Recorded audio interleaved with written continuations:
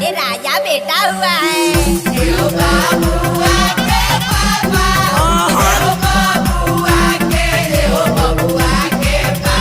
अपन सौवा दिए जीजा जी।